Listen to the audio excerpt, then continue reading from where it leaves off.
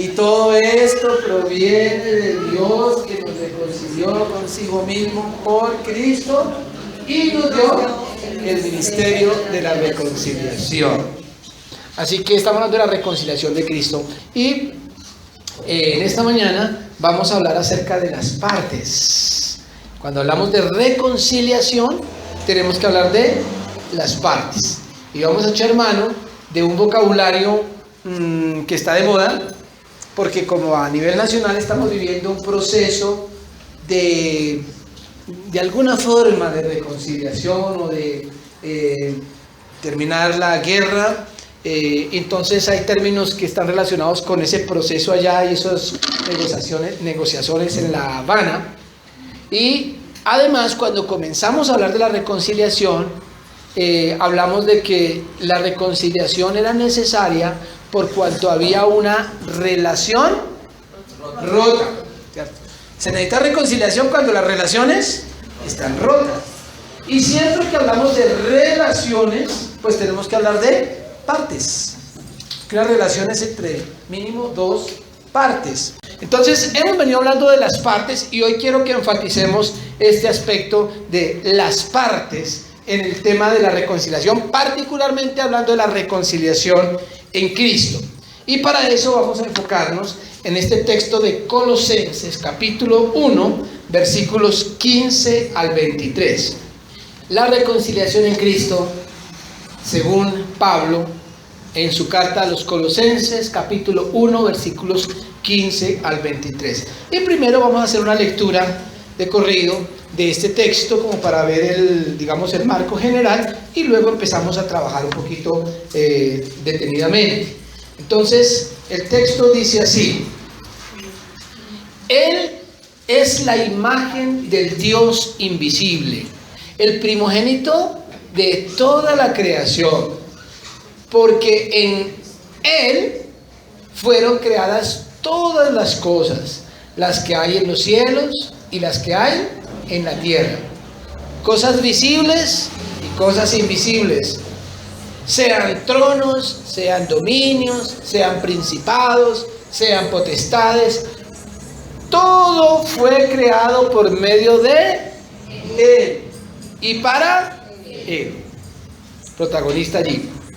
Sigue diciendo el texto: y Él es antes de todas las cosas, y todas las cosas en Él subsisten, y Él es la cabeza del cuerpo que es la iglesia. Él que es el principio, el primogénito de entre los muertos, para que en todo tenga la preeminencia, por cuanto agradó al Padre que en Él, ¿en quién? En Cristo, habitase toda la plenitud, y por medio de Él reconciliar consigo todas las cosas, así las que están en la tierra como las que están en los cielos, haciendo ¿qué? La paz mediante la sangre de su cruz. Reconciliación. Y a vosotros también, que eras en otro tiempo extraños y enemigos en vuestra mente, haciendo malas obras, ahora os ha reconciliado en su cuerpo de carne por medio de la muerte, para presentaros ¿qué? Santos, sin mancha, irreprensibles delante de Él. Si en verdad permanecéis fundados y firmes en la fe, y sin moveros de la esperanza del evangelio que habéis oído, el cual se predica en toda la creación que está debajo del cielo, del cual yo, Pablo, fui hecho ministro. Vamos a dividir este texto en tres partes. Y yo diría, no, vamos a dividirlo nosotros. Realmente Pablo lo hizo al escribirlo de esta forma. Y vamos a mirar, como dijimos que íbamos a hablar de las partes en la reconciliación, cuáles son las diferentes partes que hay, quiénes están involucrados en este proceso de reconciliación. Y volvimos a echar mano del vocabulario de negociación, de proceso de paz. Y los primeros que encontramos aquí son los garantes de la reconciliación. ¿Qué significa garante? ¿Había escuchado usted esa palabra? Unos testigos. Pero no unos testigos allí simplemente de espectadores, sino que son los que van a garantizar, y de ahí viene la palabra garantizar de que lo que se negocie, lo que se pacte, se cumpla. Eso significa garantía o garante. En este proceso que estamos encontrando aquí en Colosenses de la reconciliación en Cristo, que también es un proceso de paz, inclusive ahí se menciona la palabra también paz, que en él tenemos, también hay unos garantes. Y de esta forma vamos a ir entonces al mismo texto, pero vamos a arrancar ahora del centro hacia los lados. Si hiciéramos un dibujo, ustedes podrían notar que el dibujo es exactamente la descripción de un proceso de reconciliación. ¿Por qué? Porque resulta que en la mitad tenemos a los garantes o los mediadores, digámoslo, y a los dos lados se encuentran las dos partes que están en conflicto. ¿Cuál es el conflicto que se soluciona con la reconciliación en Cristo? El conflicto entre Dios y el ser humano, ¿cierto? Entonces, Pablo en la primera parte habla del ofendido, de Dios, y en la segunda parte habla del ser humano, y en la mitad habla de esos garantes o cuáles son los elementos que están de testigos en esta negociación. Miremos entonces los versículos 19 y 20 que dicen así: por cuanto agradó ¿a quién? Al primer personaje que está en esta mesa de negociación, que es el Padre, Dios, y de alguna manera estamos conectando con lo que vimos el mes pasado, Jehová, porque Dios aquí dice que le agradó que en él, ¿quién es él? Cristo, el segundo personaje que se menciona. Al Padre le agradó que en él, es decir, en Cristo, en el Hijo, habitase toda plenitud. Es decir, como que el Padre le entrega al Hijo toda potestad. Lo envía a emprender ese proceso de paz, de reconciliación entre Dios y el ser humano, pero lo enviste de toda la plenitud divina, de toda la potestad, como quien dice, lo que usted diga, eso se va a hacer. Toda la plenitud. Entonces noten cómo se parece mucho al proceso político que estamos viviendo aquí en nuestro país. Porque el país, el Estado, el gobierno más exactamente, el presidente de la República, envió un comisionado, envió una persona encargada de representar al gobierno en esa mesa, que se llama Humberto de la Calle, ¿cierto? Él es la cabeza visible, digamos, del gobierno en toda esta negociación. Pero él está representando al gobierno y él es el encargado de hacer esa negociación. De alguna manera hay aquí un paralelo o un parecido en el sentido de que Dios es el que está reconciliando, pero Él envía a su comisionado de paz, a su embajador, a su delegado, a su propio Hijo, pero a Él le agradó que en Cristo habitase toda la plenitud, y dice, y por medio de Él, de Cristo, reconciliar consigo, es decir, con Dios, todas las cosas. No solamente estamos hablando del ser humano, dice reconciliar consigo todas las cosas, así las que están en la tierra como las que están en los cielos, haciendo la paz mediante la sangre de la cruz. Y la sangre y la cruz aparecen aquí en esta mesa de negociación como símbolos, como donde se está firmando el tratado de paz entre el ser humano y Dios. ¿Qué nos está diciendo entonces estos versículos? Resumiendo, cuando hablamos de los garantes de la reconciliación en Cristo, estamos hablando de tres cosas que se mencionan aquí. En primer lugar, Dios, Padre e Hijo. Están los dos ahí sentados, ¿verdad? Se dice que al Padre envía al Hijo, que al Padre le agradó que en el Hijo habitase toda la plenitud, y el Padre está enviando a su Hijo. Dios en pleno, ahí, en este proceso de reconciliación, lo primero que se menciona. En segundo lugar, dice que para reconciliar todas las cosas que están en el cielo y en la tierra. Es decir, en esta mesa y en este proceso de reconciliación, no solamente entra en juego el ser humano, sino toda la creación. Y eso es lógico si recordamos, en primer lugar, que cuando el ser humano fue creado como clímax de toda la creación. No estaba la tierra y el Señor le dio por crear un ser humano. No, Dios creó todo de cero, empezando por el cielo y la tierra. Y el ser humano es el clímax de toda la creación. Igualmente, cuando el ser humano se rompe su relación con Dios, la Biblia dice, cuando Dios se enfrenta a Adán, le dice, maldita será ¿qué? La tierra, la creación, por tu causa. Es decir, que el pecado del ser humano, la ruptura de las relaciones con Dios, maldijo y destruyó también el resto de la creación. Y por eso Pablo dice por allá en Romanos que la tierra, la creación misma, gime, suplica esperando la redención de los hijos de Dios. La tierra también depende en su reconciliación de esa reconciliación en Cristo entre Dios y los seres humanos. Así que aquí también están como testigos la tierra y el cielo, toda la creación. Y en tercer lugar, dice que la cruz y la sangre de Cristo están allí como símbolos, como documento, como reflejo, como representación, para que quede constancia que Dios está llevando a cabo un proceso de reconciliación con el ser humano. Tal vez a eso se deba que una noche antes de ser crucificado, Jesucristo se reunió con sus discípulos a cenar.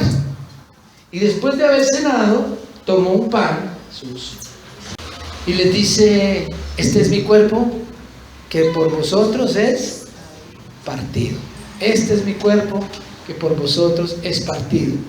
Pero luego les dice que cada vez que coman de ese pan, lo hagan ¿en qué? En memoria. ¿Qué significa eso? En recordatorio, en recorderis. Es decir, que este proceso de reconciliación va a tener un testigo que constantemente va a estarle recordando al ser humano que hemos sido reconciliados con Dios en Cristo Jesús. Y él toma también una copa como esta y dice, esta es mi sangre que por vosotros es derramada. ¿Dónde? En la cruz. Esa cruz manchada de sangre en el monte Calvario es un testigo y una garantía de que Dios ha decidido reconciliarse con el ser humano.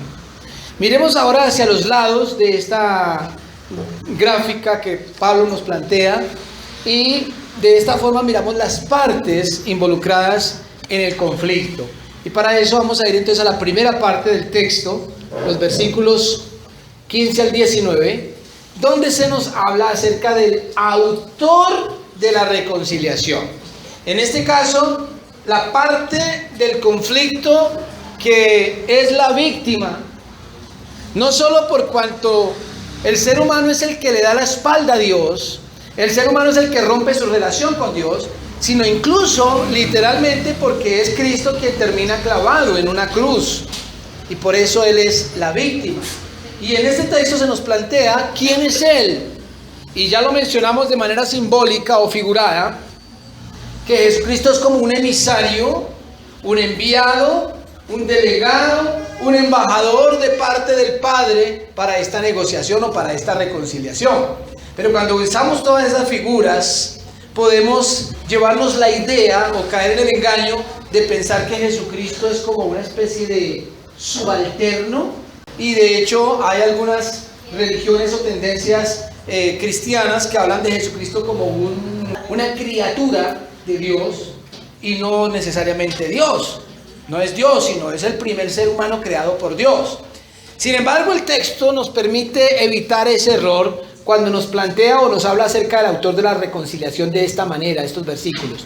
Dice, Él es la imagen del Dios invisible, el primogénito de toda la creación, porque en Él fueron creadas todas las cosas, las que hay en los cielos y las que hay en la tierra.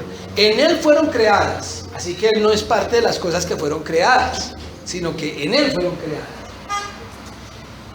Visibles e invisibles, sean tronos, sean dominios, sean principados, sean potestades, todo fue creado por medio de Él y fuera de eso, para Él. Él es el destino de todas las cosas.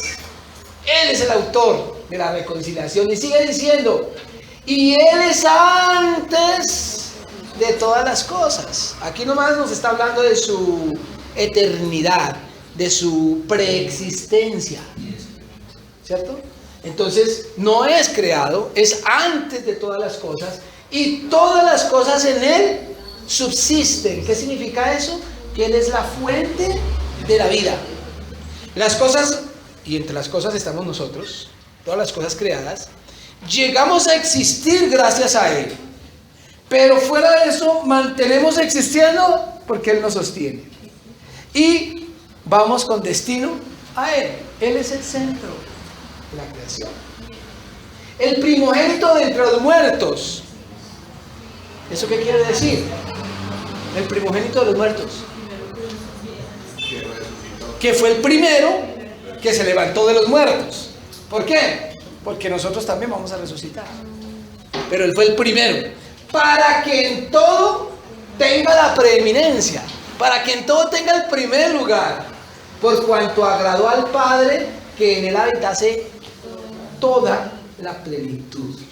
Quiero aquí hacer un énfasis.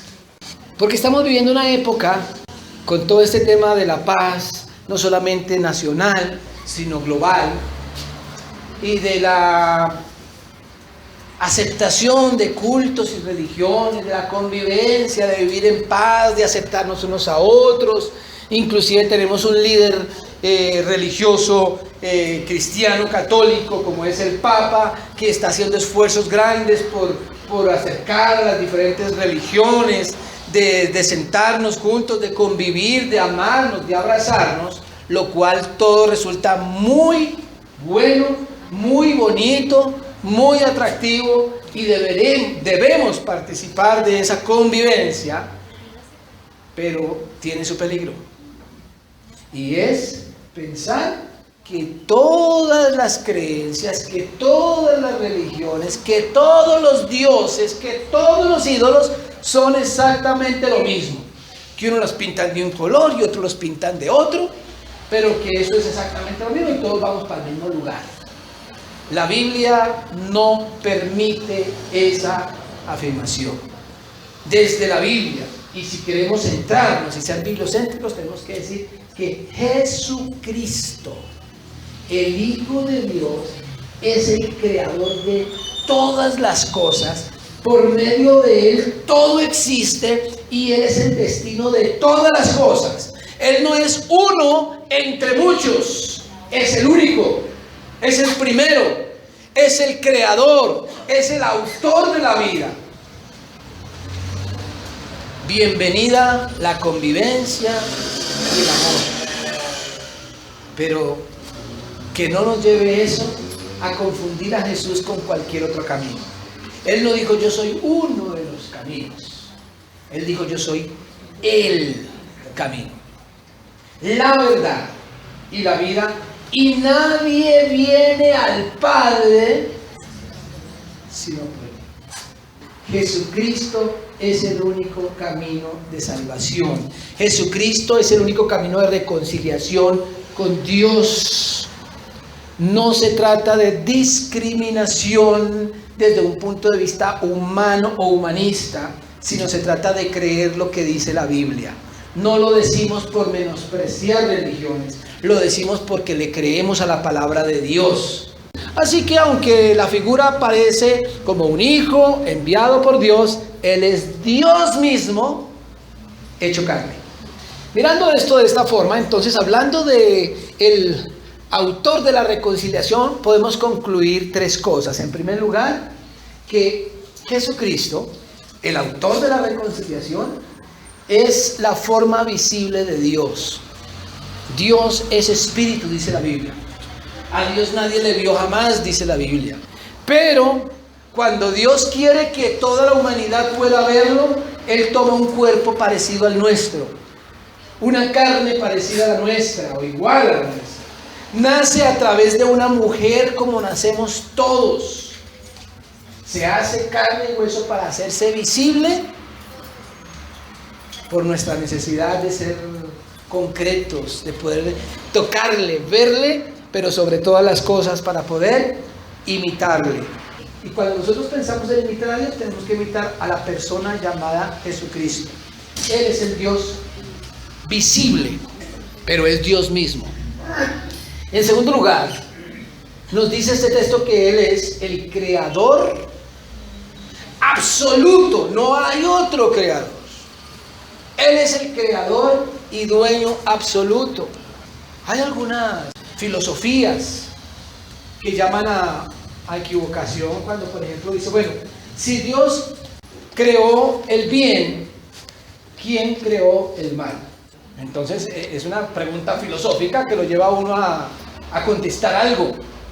Y entonces si decimos, porque es una forma de lo que se conoce como un falso dilema, entonces hay que decir algo. Se ve obligado a decir, bueno, si Dios creó el bien, entonces el diablo creó el mal. Entonces te dicen, o sea que el diablo también es el creador. Y si usted dice, no, fue Dios, entonces Dios creó lo malo también. De alguna forma tiene uno que perder.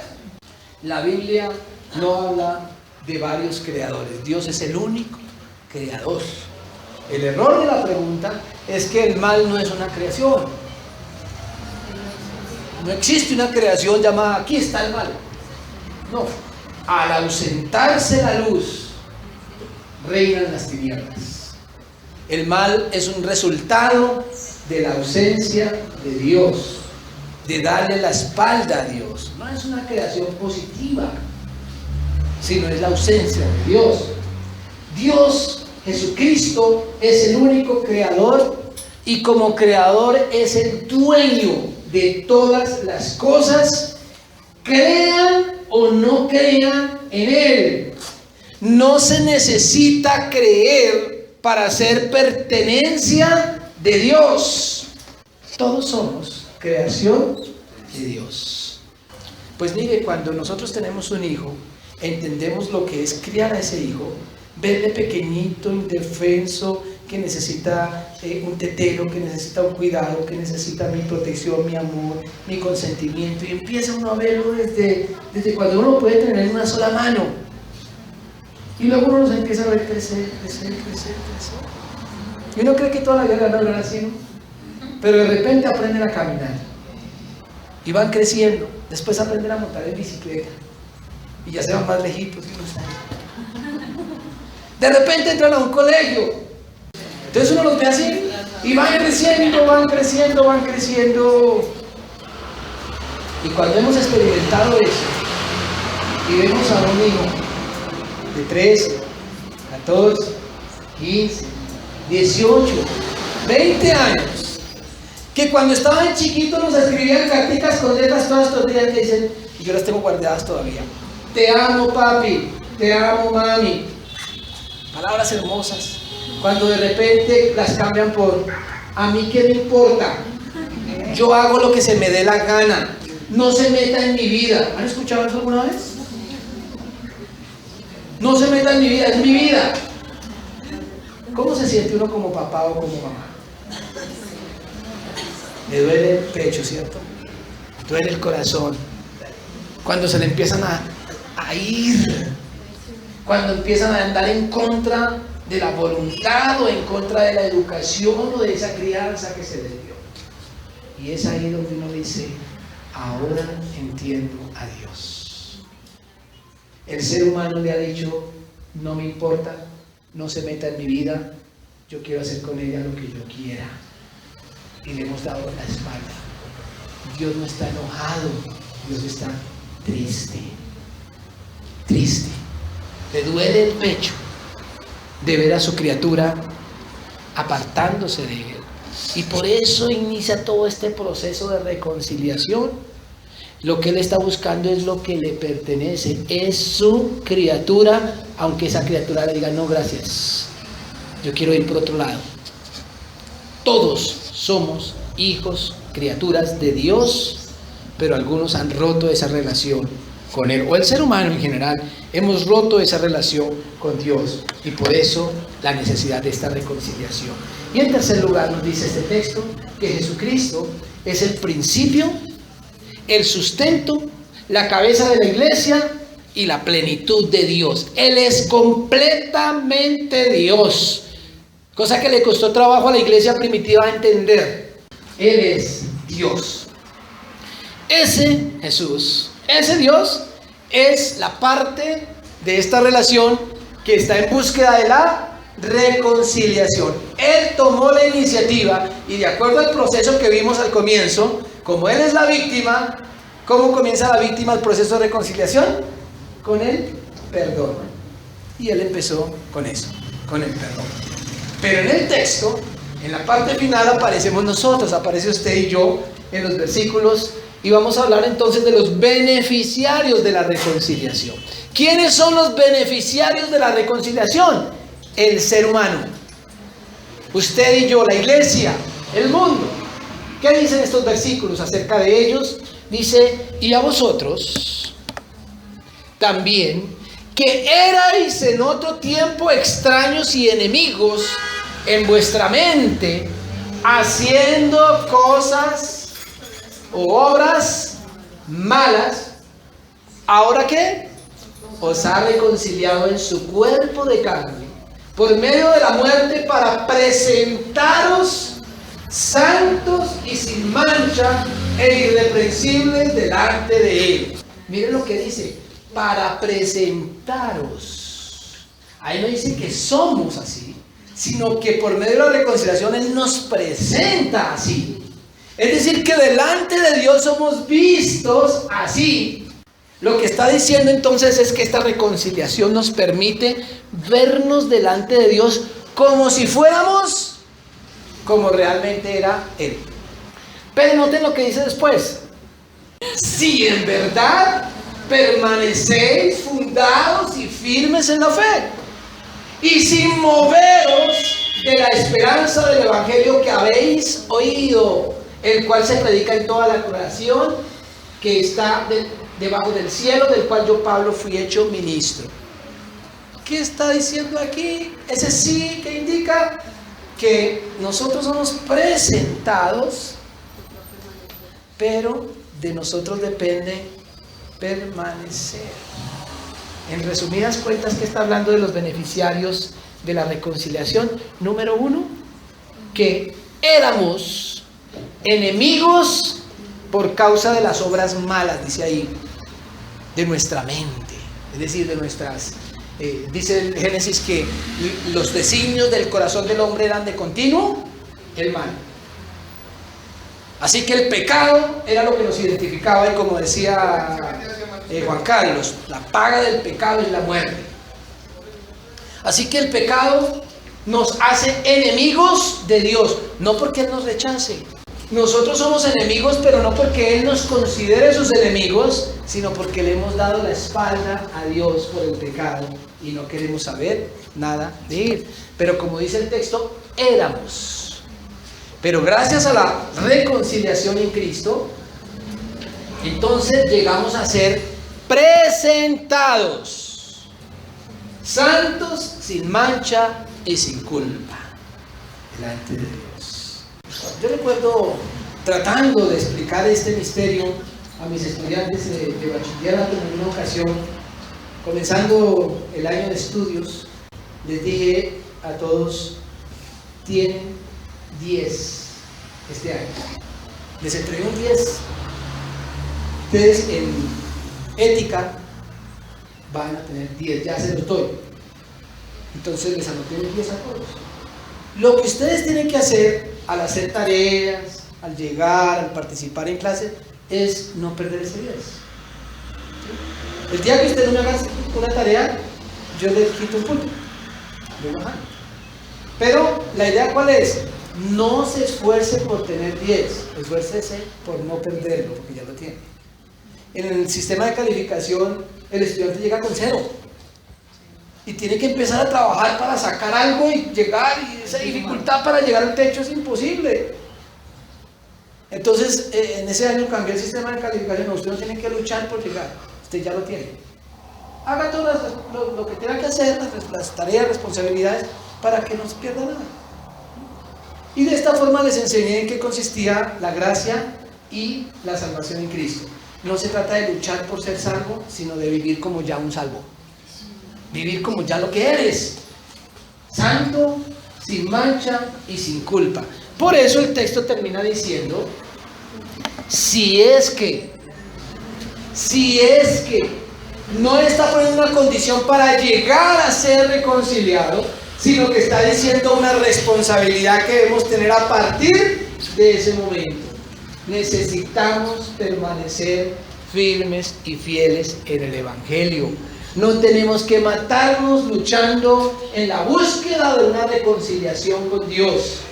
Ya hemos sido reconciliados con Él. Nuestra tarea es no bajarnos de ahí. Y hay un lugar mejor donde podamos estar que en la presencia de Dios. Hay una relación mejor que podamos tener que nuestra relación con Cristo. Hay una paz más grande que la paz que nos da Cristo a través de su obra en la cruz. Cierre sus ojos y medite en su propia vida. Cuestiónese, pregúntese, hable con Dios allí donde está. Desde lo más profundo de su corazón. Tal vez usted se sienta como alguien que no ha estado en la mesa de reconciliación con Cristo. Y en esta mañana quiero decir, Señor, hoy quiero ser beneficiario de la reconciliación. Dígaselo a Él. Aquí estoy, Señor. Quiero ser parte de esta fiesta. Quiero ser parte de este pacto. No quiero seguir viviendo de espaldas a ti. No quiero seguir siendo independiente. O tal vez tú has tenido un encuentro con el Señor. Estás en una relación con Él. Pero probablemente tu vida refleja que a veces no permaneces en esa condición. Y vives como tu vida antigua, cuando éramos enemigos de Dios. Y lo que necesitas es decir, Señor, perdóname. Yo no quiero apartarme del lugar que tú me has entregado en Cristo. Un lugar de reconciliación, un lugar de paz, un lugar estable, un lugar de vida en abundancia, un lugar de vida eterna. Aquí estamos delante de ti, Señor. Tú tratas con cada uno conforme a tu voluntad. Tú conoces a cada uno en lo más privado, en lo más profundo, en lo más personal. Nos presentamos como iglesia delante de ti. Te damos gracias por la obra de Cristo en la cruz.